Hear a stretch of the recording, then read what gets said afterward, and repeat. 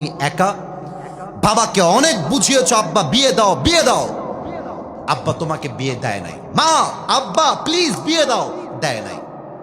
এখন রাত 2টার সময় তুমি যদি তোমার যৌবনের চাহিদায় পড়ে পর্নোগ্রাফি দেখো, কোনো মেয়ের সঙ্গে কল দিয়ে বাজে কথায় লিপ্ত হয়ে যাও, প্রত্যেকটা গুনাহের দায়ভার তোমার বাপকে আর মাকে কিয়ামতের দিন বহন করতে হবে। আপনি বিয়ে দিলেন না কেন? দিলেন না কেন? আচ্ছা, এখন আব্বার আমাকে বলবে, হুজুর আমার ছেলে তো কাজই করে না, এই বেড়া খালি খায় আর ঘুমায়, ওর জীবনে কোনো উদ্দেশ্যই নাই। তাদেরকে বলবো, যুবক ভাইরা নিজের পায়ে দাঁড়িয়ে যদি বিয়ে না করো, মেয়ে মানুষ বড্ড ডেঞ্জারাস, এমন ডেঞ্জারাস যদি মেয়েরা বোঝে তুমি তার জন্য বেটার অপশন নও, অনেক মেয়ে তোমাকে ছাড়তে 2 পয়সা পরোয়া করবে না। আর আজকালকার মেয়েরা কেমন আমি বলে দিই, সব মেয়েকে এক পাল্লায় মাপছি না। অনেক মেয়ে কয়েকটা টাকা আর সরকারি চাকরি পাইলে বুইড়া টাকলার সাথে বিয়ের পিড়িতে বসে যান। অতএব আব্বাজান, আপনি আপনার ছেলেকে নিয়ে কালকে বসবেন, বাসায় যায় তুই বস, তুই এখানে বস, বলবেন তুই কি কোনো ইনকাম করবি আব্বা আমাকে বল। ছেলে বলবে যে আব্বা ঠিক আছে, আমার তো ভুল হয়ে গেছে, আগামীকাল থেকে তুমি যেই কাজ দিবা সেই কাজ আমি করব। আব্বা বলবে এই তো বাবা তুমি লাইনে এসেছো।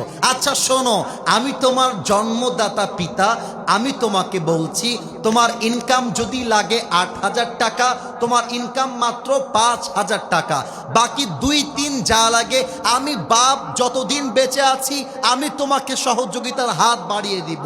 অপর পক্ষে মেয়ের বাপ বলবে, জামাই সাহেব আমি জানি আপনি অত বড় টাকাওয়ালা নন, তবে আমি মেয়ের বাবা, আমার কলিজা বড় কলিজা, আপনি আমার মেয়েকে নিয়ে যান, আপনার বাসায় রাখেন, আমার বাসায় থাকবে, ও আমার থাকবে, আমার পড়বে, আমার খাবে, যেমনটা সে আগে ছিল।